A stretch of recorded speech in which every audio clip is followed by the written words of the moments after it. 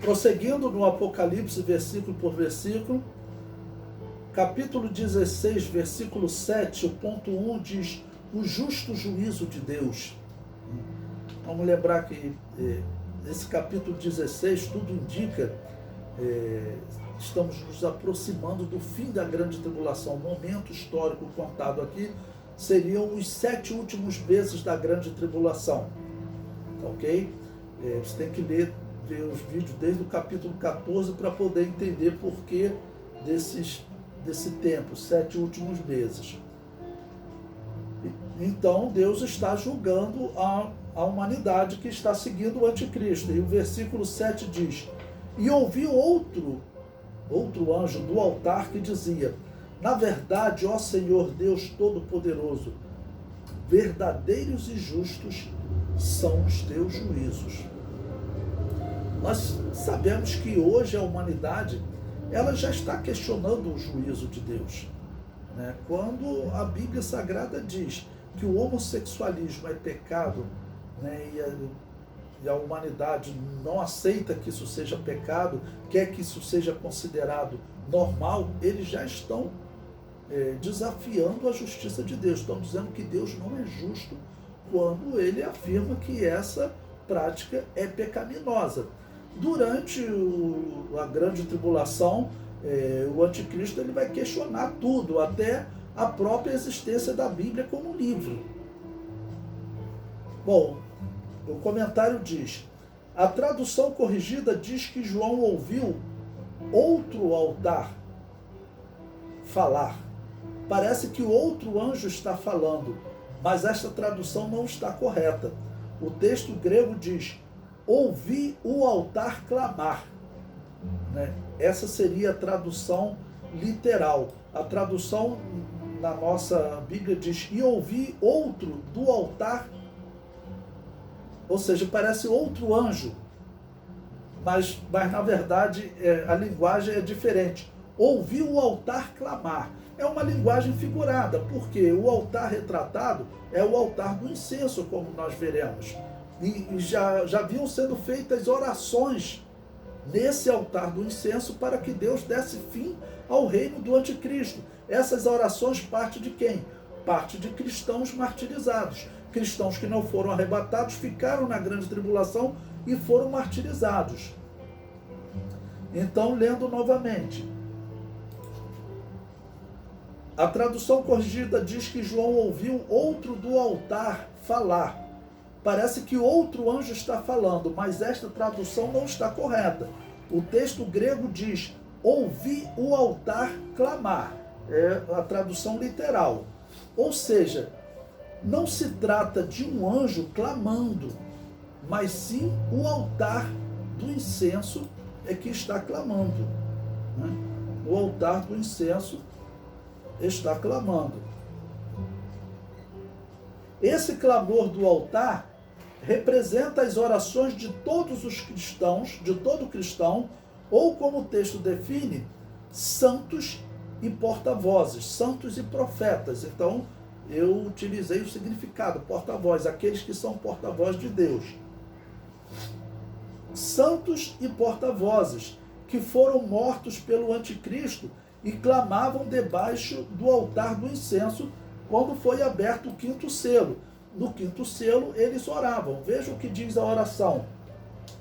E havendo aberto o 5º selo, vi debaixo do altar as almas dos que foram mortos por amor da palavra de Deus e por amor do testemunho que deram. Ou seja, esse altar é o mesmo que clama neste momento. Seria a melhor tradução. E ouvi o clamor do altar. O comentário prossegue: todos os cristãos mortos testemunham que o juízo de Deus é justo, a punição de Deus é justa.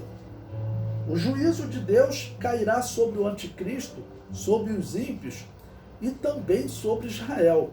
Em termos de justiça de Deus, eu vou aproveitar aqui para, vamos dizer, explicar uma das questões que as pessoas consideram das mais complicadas. Eu não tinha planejado isso para a aula, mas me veio à memória aqui, eu vou aproveitar para explicar. Falando da questão da justiça de Deus. Talvez o ponto da Bíblia que seja mais difícil, o que as pessoas falam é o seguinte: olha, por que Deus disse que Israel deveria tirar a vida até das crianças? Observe, Deus precisava mostrar para os israelitas que eles não poderiam se misturar de maneira nenhuma com os cananeus. Mas os cananeus adultos, eles realmente são maus, eles eram totalmente pervertidos, nós entendemos. Mas e as crianças? Bom, o que nós falamos é o seguinte sobre as crianças: não tinha como eles, vamos dizer, exterminar os adultos e não as crianças. As crianças, o que nós cristãos pregamos? Que a criança é inocente. Os filhos dos cananeus que foram mortos pelos israelitas, eles foram salvos porque eles eram inocentes do pecado. Vamos lembrar que é por isso que a igreja cristã não batiza criança. A Babilônia apocalíptica, a igreja católica, adotou o batismo infantil da consagração das crianças à divindade romana chamada Vaticanos. A igreja cristã nunca adotou isso. Então, a igreja cristã, ela tem esse diferencial com a Babilônia apocalíptica, ok? Então, é uma explicação sobre por que as crianças, elas também foram, infelizmente, mortas. Foram mortas, mas se são crianças, se são inocentes, elas foram salvas. Ou seja, Deus é justo, não havia como separar adultos de criança na guerra. O comentário prossegue: Deus permitirá o sofrimento de Israel para que eles vejam o resultado da sua escolha errada em rejeitar Jesus Cristo. Bom, eu coloco aqui um comentário, retirado de um livro do missionário Lourenço Olson, tá bom? Lourenço Olson, em seu livro O Plano Divino através dos Séculos, foi um livro que eu estudei quando fui aluno do Lourenço Olson no IBP. O livro diz, em resumo: vemos então como a grande tribulação concerne diretamente a Israel e constitui o juízo de Deus sobre essa nação em face de sua prolongada apostasia e negligência para com seu rei Jesus Cristo Messias. A tribulação também afetará o mundo todo, pois o problema do povo judeu é um problema mundial. O novo Estado de Israel foi reconhecido em 1948 pelas Organizações das Nações Unidas.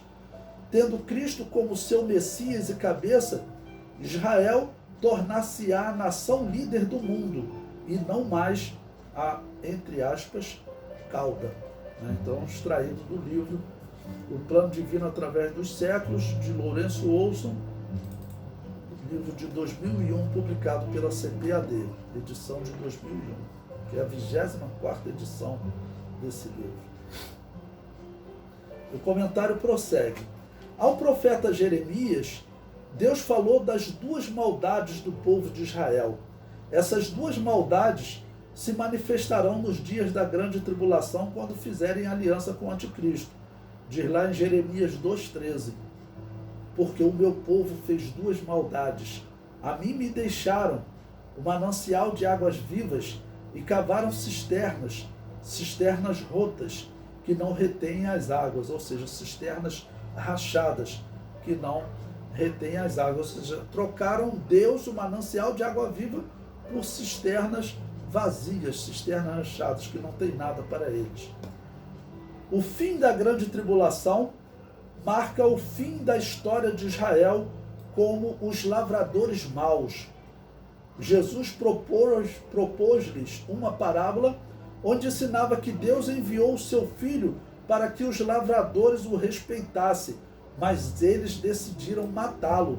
Mateus 28:38, nessa parábola é conhecida, que o dono da terra, ele enviou vários mensageiros, mataram todos, vou enviar o meu filho. Mas os lavradores, vendo o filho, disseram entre si: este é o herdeiro, vinde, matemo-lo e apoderemo-nos da sua herança. Jesus explica a parábola. Ele era a pedra que os edificadores ou lavradores rejeitaram. No versículo 42, disse-lhe Jesus: nunca leste nas Escrituras? A pedra que os edificadores rejeitaram, essa foi posta por cabeça do ângulo.